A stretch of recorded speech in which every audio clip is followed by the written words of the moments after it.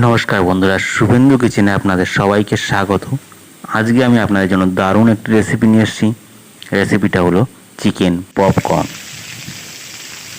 বন্ধুরা, বাইরে দারুণ বৃষ্টি হচ্ছে, দারুণ। দেখুন ওয়েদারটা আপনারা। আর এই বর্ষায় ওহো, চিকেন পপকর্ন তার সাথে চা একদম জমে যাবে। দেখুন পপকর্নটা দেখতেই কেমন লাগছে,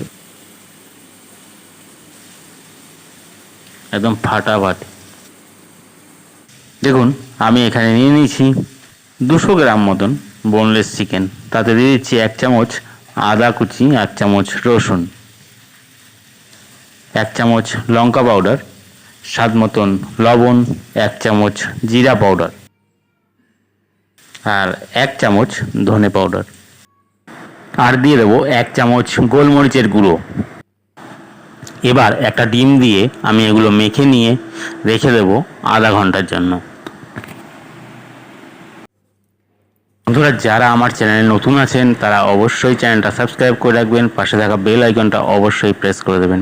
আর যারা এখনও লাইক বাটনটা প্রেস করেনি তারা এখনই লাইক বাটনটা প্রেস করে দিন। দেখুন আমি মেখে নিয়েছি। আর বাইরে দেখুন কি বৃষ্টি হচ্ছে। আপনাদের ওখানে বৃষ্টি হচ্ছে কি? অবশ্যই কমেন্ট করে জানাবেন।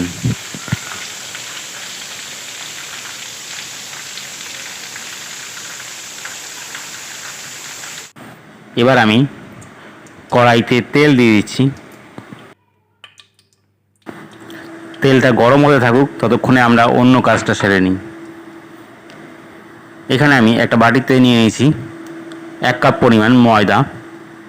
তাতে দিয়ে দেবো 2 চামচ কর্নফ্লাওয়ার,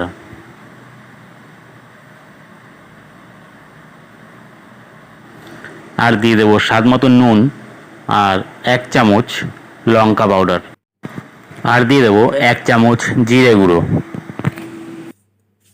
এগুলো আমি খুব ভালো করে মেখে নেব। এবার আগে থেকে মেখে রাখা মাংসের পিসগুলো কর্নফ্লাওয়ার বা ময়দার মধ্যে খুব ভালো করে মিশিয়ে নিতে হবে।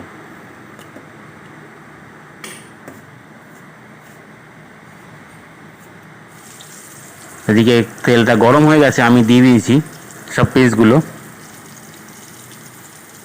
এইভাবে বন্ধুরা বাড়িতে অবশ্যই ট্রাই করে দেখবেন, দারুণ খেতে লাগে। আর এই বৃষ্টিতে যদি চায়ের সাথে হয়, দারুণ দারুণ।